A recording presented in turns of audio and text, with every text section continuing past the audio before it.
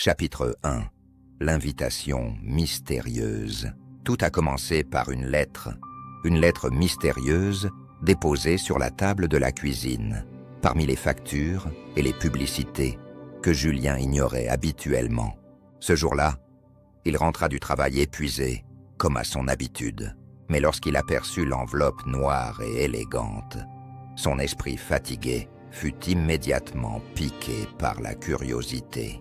Il déchira le seau de cire rouge qui la fermait, découvrant une carte manuscrite à l'intérieur. L'écriture ancienne et soignée semblait appartenir à une autre époque. Le message, succinct mais intrigant, disait « Vous êtes invité à participer à un défi que peu ont osé relever. Trouvez le labyrinthe, résolvez son énigme, et vous obtiendrez plus que ce que vous pouvez imaginer. Rendez-vous à l'adresse ci-dessous, seul ou accompagné de ceux en qui vous avez confiance. Le labyrinthe vous attend. » Une adresse au bas de la carte indiquait un lieu dans une forêt, à l'extérieur de la ville. Un endroit que Julien ne connaissait que de nom. Il était à la fois excité et méfiant. Cette invitation semblait trop théâtrale pour être vraie. Mais une partie de lui ne pouvait pas s'empêcher d'être attiré par le mystère. Il ne tarda pas à partager la nouvelle avec ses amis les plus proches, Chloé, Maxime, Sophie et Antoine. Ils se connaissaient depuis le lycée, un groupe soudé par des années d'aventure et de défis. Chacun avait son caractère bien à lui, mais tous partageaient une passion pour l'inconnu et l'adrénaline. Quand Julien leur montra la lettre, l'enthousiasme fut immédiat. « Ça semble fou !» s'exclama Maxime, les yeux brillants d'excitation. « On doit absolument y aller. On ne sait même pas si c'est sûr, » répliqua Sophie, toujours la plus prudente du groupe. « Et si c'était un piège, c'est justement ça qui rend la chose excitante, non ?» ajouta Chloé en souriant. « Ce n'est pas tous les jours qu'on reçoit une invitation comme celle-là. » Antoine, habituellement le plus silencieux, se contenta de hocher la tête. « Je suis partant, mais soyons prudents. » Finalement, l'excitation l'emporta sur les réticences. Ils décidèrent de se rendre à l'adresse indiquée le week-end suivant, emportant avec eux de quoi se préparer à l'inattendu. Lampe de poche, bouteille d'eau et une bonne dose de courage. Chapitre 2. L'entrée du labyrinthe. Le jour venu, le groupe s'enfonça dans la forêt dense qui entourait l'adresse indiquée. L'atmosphère était étrangement calme, comme si la nature elle-même retenait son souffle en les regardant approcher de leur destination. Les arbres se resserraient autour d'eux, créant une voûte naturelle qui filtrerait les rayons du soleil.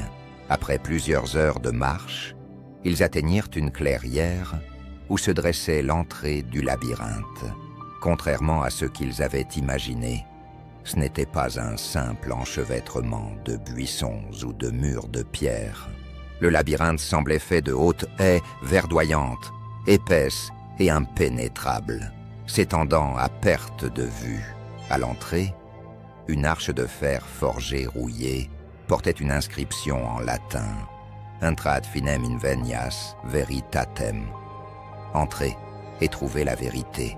C'est vraiment ici », murmura Chloé, fascinée par l'aura presque mystique du lieu.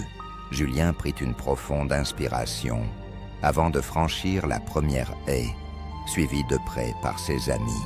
À peine avait-il mis les pieds à l'intérieur que l'entrée se referma derrière eux, les isolant du monde extérieur. L'ambiance changea instantanément. L'air devint plus lourd, presque palpable, et un silence pesant s'installa, comme si le labyrinthe avait absorbé tous les sons. Les chemins devant eux semblaient se tordre et se courber de manière anormale, défiant la logique spatiale. « On dirait que ce truc est vivant », observa Maxime, un léger tremblement dans la voix. « Ne nous laissons pas impressionner », répondit Julien, tentant de garder son calme. « Restons ensemble, et tout ira bien. » Ils avancèrent prudemment, prenant soin de marquer leur chemin à la craie sur les haies pour éviter de se perdre. Mais à mesure qu'ils progressaient, le labyrinthe semblait jouer avec eux. Les marques de craie disparaissaient mystérieusement. Les chemins qu'ils avaient pris se refermaient et de nouvelles routes s'ouvraient sans cesse devant eux. Au bout d'une heure, le groupe commençait à ressentir une certaine angoisse. Le labyrinthe semblait infini, et chaque tournant les plongeait plus profondément dans l'inconnu. La tension montait à mesure que leurs sens étaient mis à rude épreuve. « On tourne en rond !» s'exclama Sophie, frappant du poing contre une haie. « C'est impossible de s'en sortir. »« Calme-toi, Sophie », dit Antoine en posant une main réconfortante sur son épaule. « On va trouver une sortie. » Mais même Antoine, d'ordinaire si stoïque, commençait à sentir le doute l'envahir. Chapitre 3. Les premières épreuves. Alors qu'ils tournaient dans un énième couloir, une étrange lumière attira leur attention. Elle semblait provenir d'une clairière cachée au cœur du labyrinthe. Poussés par un instinct de survie, ils s'y rendirent en espérant trouver un indice ou une échappatoire. Au centre de la clairière se trouvait une table de pierre sur laquelle reposaient 5 objets. Une plume, un sablier, une clé, un miroir et un crâne humain.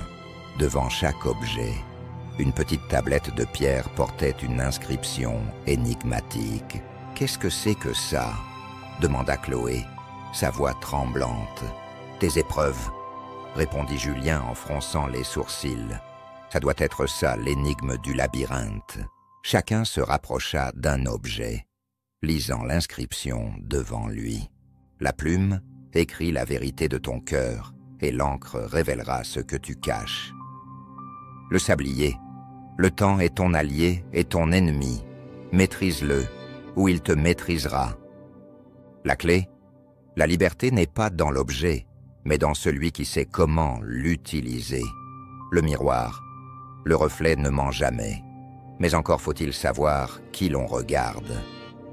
Le crâne, la mort est inévitable, mais elle ne marque pas toujours la fin. Le groupe se regarda, déconcerté. « Que doit-on faire ?» demanda Sophie, visiblement terrifiée. « C'est peut-être un choix individuel », suggéra Julien. « Nous devons chacun choisir un objet et passer une épreuve. » Maxime, toujours enclin à l'action, saisit le sablier. « Je prends celui-ci », déclara-t-il avec détermination. Julien choisit la plume, Chloé opta pour le miroir, Sophie pour la clé, et Antoine, bien qu'hésitant, prit le crâne. Ils se préparèrent à faire face à ce que le labyrinthe avait en réserve pour eux. Maxime fut le premier à retourner le sablier, et dès cet instant, le temps sembla se ralentir autour de lui. Ses amis devinrent des silhouettes floues, et le monde perdit de sa consistance. Il comprit que son épreuve était d'une nature différente. Le sablier mesurait sa capacité à rester calme et concentré, à maîtriser le passage du temps. Mais avec chaque grain de sable qui tombait, la tentation de paniquer grandissait. Pendant ce temps, Julien trempait la plume dans l'encre et commença à écrire sur un parchemin fourni. Mais à chaque mot qu'il écrivait, des souvenirs enfouis ressurgissaient, le forçant à confronter des vérités qu'il avait longtemps niées. Il se rendit compte que la plume ne réagissait qu'à ses pensées les plus sincères, révélant des secrets qu'il n'était pas prêt à partager, même avec lui-même. Chloé, devant le miroir, vit son reflet se transformer en une version d'elle-même qu'elle ne reconnaissait pas. Le miroir semblait scruter son âme, mettant en lumière toutes ses failles, ses peurs et ses insécurités. Pour réussir, elle devait accepter celle qu'elle était réellement, sans se cacher derrière des illusions. Sophie, quant à elle, tenta d'utiliser la clé pour ouvrir plusieurs serrures qui apparaissaient autour d'elle, mais aucune ne semblait correspondre à la clé qu'elle tenait. C'est alors qu'elle réalisa que la clé n'était pas destinée à une porte physique, mais à ouvrir son esprit à des possibilités qu'elle n'avait jamais envisagées. La liberté qu'elle cherchait n'était pas matérielle, mais mentale. Antoine, tenant le crâne, fut plongé dans une vision où il devait faire face à sa propre mortalité. Des ombres l'entourèrent, lui montrant des scènes de sa vie, de ses échecs et de ses regrets. Mais il comprit que la mort, bien qu'inévitable, n'était pas la fin de tout.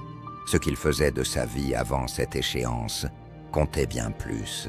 Chaque membre du groupe, à sa manière, réussit son épreuve, non sans peine.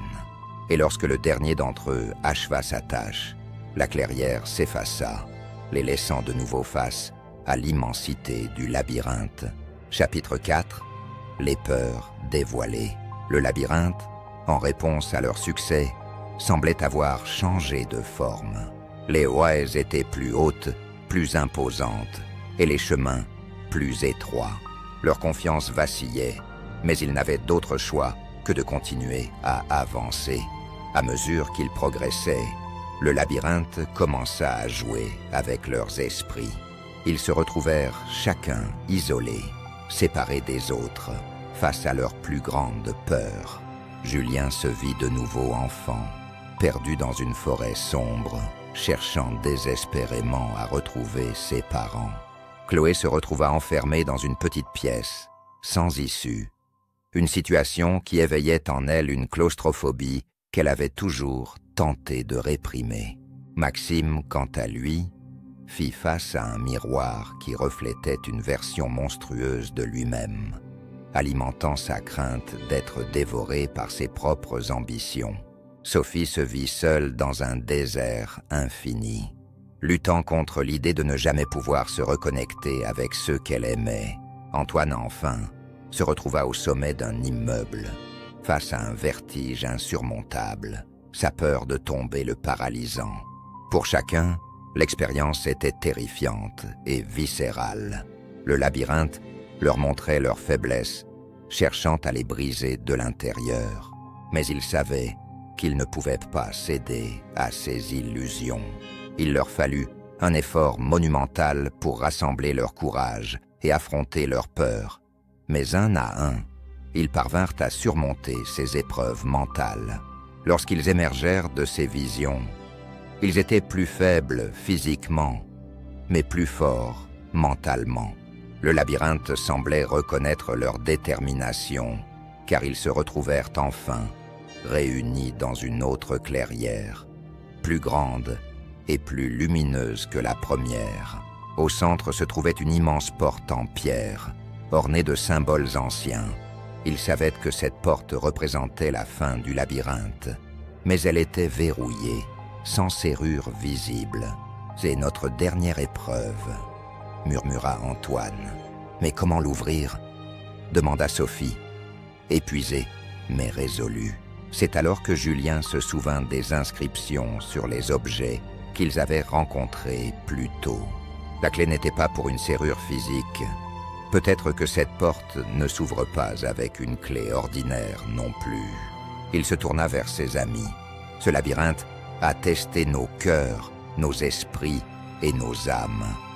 Peut-être que la porte ne s'ouvrira que si nous nous connectons ensemble, en tant qu'unité. Ils se rapprochèrent de la porte, posant chacun une main sur la surface froide. Ensemble, ils fermèrent les yeux et se concentrèrent, essayant de canaliser toute la force qu'ils avaient accumulée au cours de leurs épreuves. Ils pensèrent à leur amitié, à leur voyage et à la vérité qu'ils cherchaient à découvrir. La pierre commença à vibrer sous leurs mains. Les symboles gravés s'illuminèrent d'une lueur dorée. Et enfin, la porte s'ouvrit lentement, révélant un chemin pavé de lumière. Chapitre 5. La vérité révélée. Ils entrèrent prudemment dans la salle qui se trouvait de l'autre côté de la porte. C'était un espace immense, éclairé par une lumière douce et apaisante qui émanait des murs eux-mêmes. Au centre de la pièce, un piédestal en marbre supportait un livre ancien. dont la couverture en cuir était ornée d'un symbole mystérieux. Julien s'approcha en premier, son cœur battant à tout rompre. « C'est ce que nous cherchions », dit-il en ouvrant le livre. À l'intérieur, les pages étaient remplies de textes anciens et de dessins complexes. Mais ce qui attira leur attention, c'était une page blanche, au centre du livre, qui semblait les inviter à écrire. « C'est ça », murmura Chloé. « C'est ici que nous devons révéler la vérité. » Sans hésiter, Julien prit la plume qui était apparue avec le livre et commença à écrire. Il écrivit sur leur amitié, sur les épreuves qu'ils avaient traversées et sur les vérités qu'ils avaient découvertes au sujet d'eux-mêmes. Chaque mot semblait être absorbé par le livre, comme si celui-ci se nourrissait de leur expérience. Lorsque Julien eut terminé, la pièce se mit à vibrer doucement et une voix ancienne résonna dans l'air, douce et solennelle. « Vous avez prouvé que vous étiez digne. Le labyrinthe a été conçu pour tester ceux qui cherchent la vérité. Vous avez surmonté les épreuves du cœur, de l'esprit et de l'âme. Votre quête a atteint son but. Le savoir que vous avez acquis est la clé pour vous libérer. » Le livre se referma alors et la lumière dans la pièce se fit plus intense. Les amis se sentirent soudainement plus légers, comme si un poids avait été retiré de leurs épaules. Ils réalisèrent qu'ils avaient non seulement survécu au labyrinthe, mais qu'ils en étaient ressortis plus forts, plus unis. La lumière les enveloppa, et l'instant d'après, ils se retrouvèrent à l'extérieur, debout dans la clairière où tout avait commencé. Le labyrinthe avait disparu, ne laissant derrière lui que des souvenirs et les leçons apprises. Chapitre 6 – L'après-labyrinthe. Le groupe resta silencieux un moment, chacun digérant ce qu'il venait de vivre. Les étoiles brillaient dans le ciel au-dessus d'eux, et l'air frais de la nuit leur apportait une paix qu'ils n'avaient pas ressentie depuis longtemps. « On l'a fait », murmura Sophie, une larme de soulagement roulant sur sa joue. « Oui, on l'a fait », répondit Julien en lui prenant la main. « Et je pense que ce que nous avons découvert ici est bien plus précieux que n'importe quel trésor matériel. » Ils se sourirent, conscients qu'ils partageaient désormais un lien encore plus fort. Le labyrinthe, avec ses énigmes et ses défis, avait révélé le meilleur d'eux-mêmes, les poussant à affronter leurs peurs les plus profondes. Ils quittèrent la forêt en silence, se sentant différents, changés. La lettre mystérieuse, le labyrinthe. Tout cela semblait appartenir à un autre monde. Un monde dont ils avaient finalement percé les secrets. En retournant à leur vie quotidienne, ils réalisèrent que les leçons apprises dans le labyrinthe continuaient de les influencer. Ils étaient plus ouverts, plus compréhensifs envers eux-mêmes et les autres. Leur amitié, forgée dans les épreuves, était devenue indestructible. Et bien qu'ils ne puissent jamais vraiment expliquer ce qu'ils avaient vécu à l'extérieur de ce labyrinthe, ils savaient que cette expérience resterait gravée dans leur mémoire pour toujours. Le labyrinthe infini, avec ses mystères et ses vérités, avait laissé une marque indélébile sur leurs âmes.